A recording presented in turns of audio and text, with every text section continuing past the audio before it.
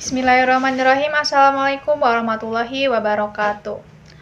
Sebelumnya terima kasih kepada Pak Mahesa selaku dosen pengampu mata kuliah Creative Writing di semester 2 ini. Saya juga ingin berterima kasih kepada Bapak karena telah menyempatkan waktunya untuk menonton video presentasi dari kelompok 7 ini. Sebelum kami mempresentasikan materi kami, izinkan saya untuk memperkenalkan diri bersama rekan-rekan saya yang akan diwakilkan oleh saya, yaitu yang pertama dari saya sendiri, Hania Saula Alamiria dengan NIM belakang 076, lalu ada rekan saya Firatu Zuria dengan NIM belakang 050, Harzati Livina Sudiro dengan NIM belakang 160, Zahra Kanugrahan Putra dengan NIM belakang 090, dan yang terakhir ada Aji Wijatmiko dengan NIM belakang 038. Setelah ini izinkan kami untuk mempresentasikan materi presentasi dengan judul penulisan kreatif. Baik, masuk pada pendahuluan. Penulisan kreatif merupakan kegiatan menulis yang menekankan kemampuan penulis dalam menuangkan ide, gagasan, dan imajinasi ke dalam sebuah tulisan yang menarik serta memiliki ciri khas tersendiri. Dalam penulisan kreatif, seorang penulis tidak hanya sekedar menyampaikan informasi, tetapi juga menghadirkan unsur kreativitas, emosi, pengalaman agar pembaca dapat merasakan pesan yang ingin disampaikan. Penulisan kreatif juga memiliki beberapa tujuan, diantaranya untuk menghibur pembaca dan berbagi pengalaman serta menyampaikan gagasan dengan cara yang lebih ekspresif dan komunikatif. Selain itu, ruang lingkup penulisan kreatif cukup luas karena mencakup berbagai bentuk karya seperti puisi, cerpen, novel, drama, hingga tulisan yang banyak ditemukan di media digital saat ini. Oleh karena itu, penting bagi mahasiswa untuk memahami dan mampu menganalisis maksud, tujuan, serta ruang lingkup penulisan kreatif agar dapat menghasilkan karya yang tidak hanya menarik tetapi juga orisinal dan memiliki makna bagi pembacanya. Kita masuk ke dalam pengertian apa itu penulisan kreatif.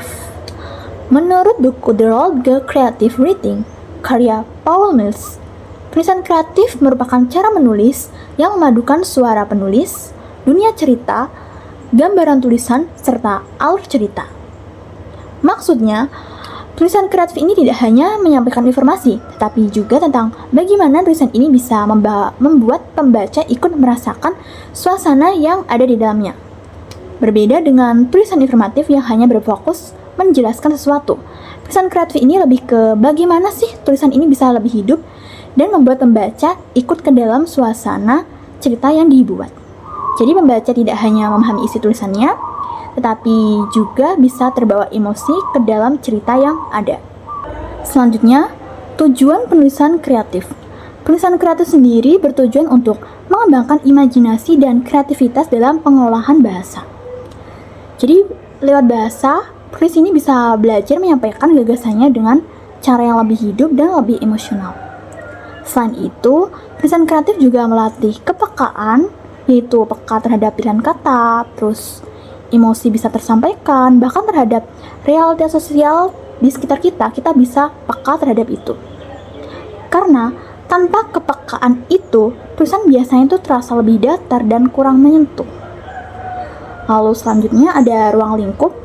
Ruang lingkup ini cukup luas karena di sini ada puisi, cerpen, novel, terus drama, hingga skenario film. Jadi semua itu bisa mengandalkan imajinasi dan kreativitas dalam penggunaan bahasa untuk membangun cerita dan perasaan yang ingin disampaikan. Selanjutnya akan dilanjutkan oleh rekan saya. Baik, pada saat ini masuk pada slide study case yang akan dijelaskan oleh saya. Di sini saya mengambil study case yang sangat-sangat sekali sesuai dengan kehidupan kita kesehariannya, yaitu sebagai pengguna media sosial.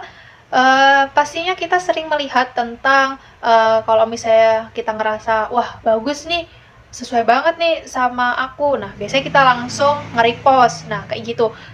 Biasanya juga banyak yang langsung buat story, kayak lagi galau, habis itu ada kata-kata yang relate, langsung di TikTok, di post story ataupun di WA, di IG kayak gitu. Nah, sebagaimana saya sendiri juga kadang merasa kalau misalnya sesuatu yang relate gitu, langsung saya post di TikTok ataupun di Instagram. Nah, kayak gitu.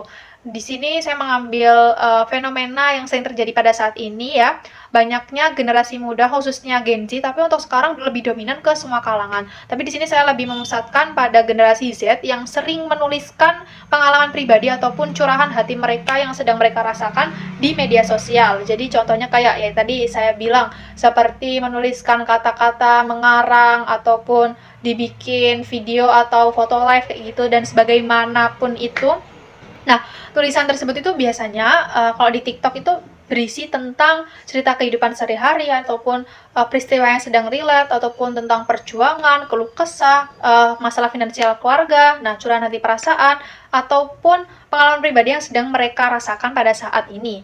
Hal ini sebenarnya sudah sangat menunjukkan bahwa generasi muda itu sudah mulai terlibat dalam kegiatan menulis. Nah, dan menulis di sini dalam artian seperti mengarang gitu ya, mengarang tentang curahan hati, menyampaikan curahan hati. Nah, meskipun masih dalam bentuk yang sederhana. Jadi masih belum berupa benar-benar menulis kreatif seperti sesuai dengan kaidah dan yang dapat dibaca oleh banyak orang. Nah, di sini pada intinya adalah generasi Z itu masih sering menuliskan pengalaman pribadi di media sosial. Nah, tulisan tersebut bisa atau dapat dianggap sebagai awal dari praktik penulis kreatif. Nah, di sini ataupun di samping itu juga terdapat permasalahan yang sesuai dengan fenomena tersebut yang dapat kita ambil sebagai pelajaran ataupun poin penting dari fenomena tersebut. Yang pertama itu ada permasalahannya itu berupa banyak dari tulisan tersebut itu tuh hanya berupa curahan emosi atau perasaan pribadi saja. Nah, tulisan tersebut itu seringkali belum menggunakan pengolahan bahasa yang baik, pengolahan bahasa yang sesuai dengan KBBI, dan dapat dikatakan itu belum memiliki struktur penulisan kaidah ataupun struktur cerita, alur cerita yang jelas seperti dalam penulisan kreatif yang sebenarnya. Jadi untuk intinya itu jika dilihat dari tulisan-tulisan yang relate di media sosial yang tersebar di TikTok ataupun Instagram itu, tulisan masih berupa curahan emosional dan seperti spontan langsung menuliskan saja, belum menggunakan bahasa yang sesuai, bahasa dengan KBBI yang benar. Habis itu juga banyak dari tulisan itu yang hanya ya udah sekedar menulis aja, belum memperhatikan kaidah-kaidahnya. Begitu. Nah, di sini ada penggabungan atau berkaitan dengan salah satu teori yang sudah sesuai dengan buku rujukan kami, yaitu buku rujukan kami itu berjudul The Routledge Creative Writing Coursebook. Nah, di sini terdapat pendapat dari Paul Mills bahwa penulisan kreatif itu sebenarnya memiliki 4 unsur penting. Jadi, akan dikatakan sebagai penulisan kreatif jika sudah terdapat 4 unsur ini. Jadi sudah ada 4 unsur ini di dalam penulisan kreatif tersebut. Yang pertama itu ada voice, words, image, dan story. Nah, keempat unsur ini tuh harus saling melengkapi agar sebuah tulisan itu bisa menjadi karya tulis yang kreatif, yang utuh, dan dapat memberikan pengalaman yang menarik bagi para pembacanya. Jadi, untuk penjelasan singkat 4 unsur ini apa sih? Nah, yang pertama itu ada voice. Voice itu seperti gaya atau suara khas penulis. Nah, di sini kita bisa ambil contoh pada novel-novel ataupun buku-buku, pasti secara tidak langsung tuh kita akan menemukan gaya khas pada penulis. Seperti itu. Jadi, contohnya ya kayak di novel itu, ada khas misalnya seperti penulis Terelie ataupun Asma Nadia, novel-novel tersebut itu sangat setiap karyanya itu pasti memiliki tulisan khas bagi para pembacanya biar bisa dikenalkan atau dikenali oleh bagi pembacanya. Oh, berarti itu adalah tulisan punya Terelie ataupun Asnadia kayak gitu. Jadi setiap penulisan kreatif itu pasti ada yang namanya gaya atau suara khas penulis dalam penulisannya itu. Jadi lanjut ada word, yang kedua unsur word. Words itu seperti dunia atau konteks cerita. Nah, di sini itu mau penulisan kreatif itu pastinya udah jelas ya, kayak misal seperti novel ataupun buku-buku bacaan itu pasti konteksnya sudah jelas, mau membahas tentang ke arah pendidikan ataupun ke arah kontroversional, habis itu mungkin mengarah ke hal-hal pembuatan makanan, higienis makanan, konsumsi, otomotif. Jadi di sini untuk penulisan kreatif itu pasti memiliki dunia atau konteks cerita yang jelas. Gitu. Lalu ada image. Image itu maksudnya di sini adalah gambaran atau imaji yang membuat para pembaca bisa membayangkan. Lalu ada story, yaitu alur atau struktur cerita. Jadi tanpa adanya 4 unsur ini tidak bisa tulisan tersebut itu dikatakan sebagai menulis kreatif. Nah, yang terakhir ada lanjut pada ini analisis dari study case ataupun dapat diambil kesimpulan atau temuan dari fenomena yang saya ambil itu. Jadi dapat ditemukan bahwa banyak dari tulisan generasi Z itu di media sosial sudah memiliki unsur voice. Jadi sudah memiliki salah satu unsur, keempat unsur yang disampaikan oleh Mills tadi. Karena biasanya tulisan tersebut itu jujur, personal, dan memiliki gaya khas penulisnya. Namun, unsur lainnya seperti words, image, dan story itu seringkali belum dikembangkan. Akibatnya atau dampaknya ataupun ke depannya dapat dikatakan bahwa tulisan tersebut itu lebih berfungsi sebagai ekspresi perasaan pribadi, bukan sebagai karya penulisan kreatif yang utuh dan baik sesuai dengan kaidah penulisan kreatif ini. Jadi intinya pada fenomena ini dapat dikatakan bahwa generasi Z itu sudah memiliki minat ataupun ketertarikan terhadap dunia penulisan kreatif, karena hal tersebut sudah menampakkan bahwa voice itu sudah ada di sana. Tetapi unsur lainnya yang menjadi pelengkap penulisan kreatif itu, yang ketiga tadi, antara word, image, dan story itu masih kurang. Jadi ini masih dikatakan sebagai tahap awal menulis kreatif. Begitu. Oke, jadi di sini aku akan menganalisis terkait studi kasus tersebut yang tentunya sangat relevan dengan materi penulisan kreatif. Apalagi jika dikaitkan dengan teori dari Paul Mills, yang dimana teori tersebut itu menekankan adanya voice, word, image, dan juga story. Studi kasus terkait fenomena dari banyaknya generasi muda, khususnya para Gen Z, yang menuliskan pengalaman pribadi mereka di media sosial, yang menunjukkan bahwa mereka itu sebenarnya telah mempraktikkan bentuk awal dari menulis kreatif. Tulisan-tulisan tersebut itu umumnya bersifat jujur, personal, dan juga memiliki gaya bahasa yang khas.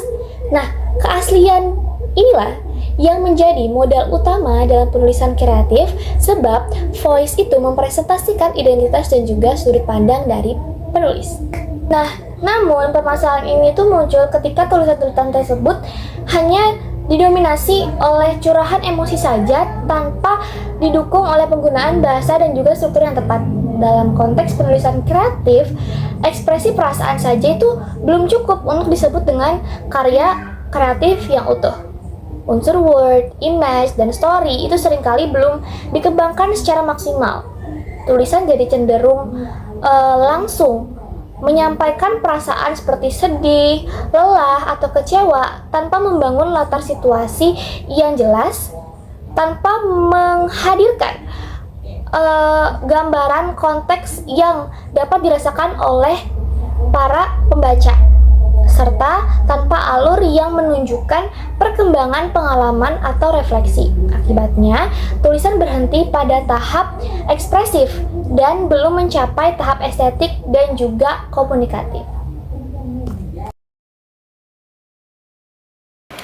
Oke, masuk pada kesimpulan. Buku The Routledge Creative Writing Coursebook yang ditulis oleh Paul Mills menyatakan bahwa penulisan kreatif merupakan kombinasi antara seni dan keterampilan teknis yang bisa diajarkan.